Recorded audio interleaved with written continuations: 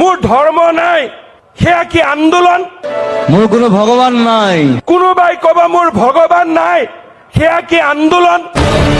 কাৰ্যত হিমন্ত বিশ্ব শৰ্মাৰ প্ৰত্যক্ষ টাৰ্গেট জুবিন গাৰ্গ।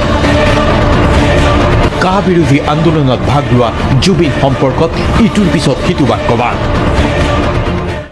এগৰাকী শিল্পীয়ে মই দেখিছোঁ প্ৰতিবাদ কৰিব গৈ কৈ দিছে আমি ভগৱান নামানো। এতিয়া আমিতো ভগৱান মানো। আপোনালোককোতো 1 জানুৱাৰীত মই দেখিলোঁ টিভিত দেখুৱাই আছে ভগৱান যোৱা মানুহবিলাক মন্দিৰত। গতিকে অসমৰ মানুহ আৰু তেওঁলোকৰ লাইন একে আছে নে নাই? এজনে কৈছে আমি ভগৱান নামানো, কিন্তু মইতো জানো অসমৰ 90% মানুহে ভগৱান মানে। মোৰ পিছত লাগি লাভ নাই। মই ষ্টেজৰ পৰা কৈছো, যিসকল লাগি আছে কেইজন মানুহ, আই ডোন্ট কেয়াৰ ইউ। এইটো কি? এইটো কি বস্তু?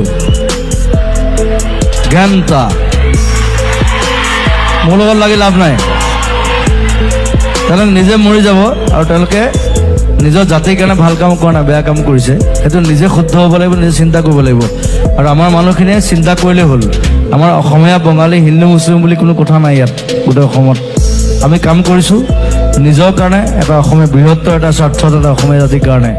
মোক লৈ কিবা কৰি আছে, কিবা এণ্টি বেংগলী, এণ্টি মুছলিম, কিবা কিবি, তেনেকুৱা কথা নাই। আমি মাত মাতিছোঁ, আৰু মই সদায় সেইকাৰণে কওঁ যে আমাৰ মানুহবিলাক পলিটিক্সৰ পৰা সদায় আঁতৰি থাকিব লাগে। পলিটিক্সে কেতিয়াও ভাল বস্তু নিদিয়ে, সদায় বেয়া বস্তু দিয়ে।